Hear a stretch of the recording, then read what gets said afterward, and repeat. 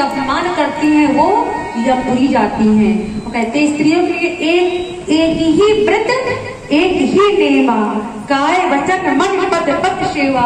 सिर्फ उनका एक ही नियम है, एक ही व्रत है। क्या?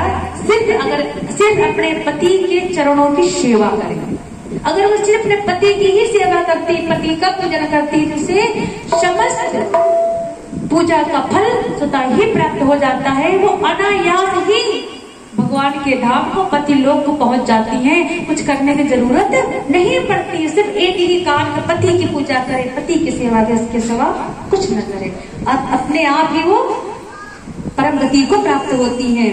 लेकिन अब हमारे यहाँ 4 प्रकार की स्त्रियां बताई गई हैं। कहते हैं एक कौन सी होती है?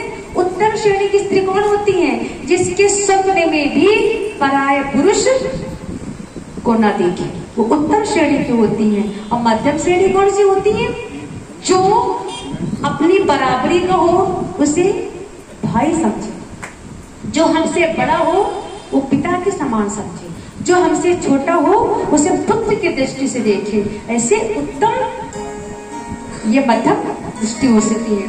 और तीसरी कौन सी होती है? कहते हैं जो तीसरी होती है वो धर्म को विचार करते हुए जो घर में बनी रहे कि नहीं, अगर हम ऐसा करेंगे समाज क्या कहेगा, ये हमारे धर्म के विरुद्ध है, हमें किसी पराये पुरुष के साथ नहीं जाना चाहिए। और जो चौथी श्रेणी होती है, जो अधम होती, अधम नारी कौन सी होती है? जो भय के वश घर में तो बनी रहती है, ये समाज क्या कहेगा और परिवार वाले क्या कहेंगे। वो घर में तो रहती है लेकिन वो प्रेम रति अपने पति से ना करके किसी और से करती है। भयवश तो घर में रहेंगी लेकिन पति से प्रेम न करे, किसी और से प्रेम करती है। ऐसी नारियां रो नदी में जाती है और कल्प पर्यंत तक वहीं पर पड़ी रहती है। नरकों का वर्णन बताया गया है, रोटे खड़े हो जाएंगे आपके, नरकों के बारे में बता दिया जाएगा।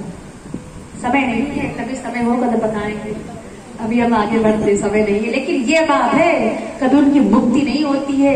तो पति जैसा करे करने देने के, हमारा क्या फर्ज है कि हमें पति धर्म का पालन करना चाहिए। हम अपना कर्म क्यों बिगाड़े? जो जैसा है वो करेगा, हम अपना कर्म क्यों बिगाड़े? तो कहते हैं और जो पतिव्रत धर्म का पालन करती है वो स्त्रियां, उनमें इतनी शक्ति होती है, कितनी होती है, भगवान को भी बालक बनाने का सामर्थ्य पतिव्रता स्त्रियों में होती है। ब्रह्मा विष्णु महेश का भी बालक बना दिया था माता सिया ने। और इतना ही नहीं, जिस गंगा को लाने के लिए भागीरथ की पीढ़ियां चली गई, आयुष्मान तपस्या करते रहे, गंगा को नहीं लाए। राजा दिलीप तपस्या करते रहे, गंगा को नहीं लाए। भागीरथी ने जब तपस्या की तब गंगा पृथ्वी पर आई। कितने वर्ष, कितनी पीढ़ियां चली गई भागीरथ को, लेकिन गंगा को नहीं ला पाए। लेकिन पति प्रथा धर्म का पालन करने वाली स्त्री को देखिए कि माता अनसुईया ने मंदाकिनी को पल भर में चित्रकूट प्रकट कर दिया था।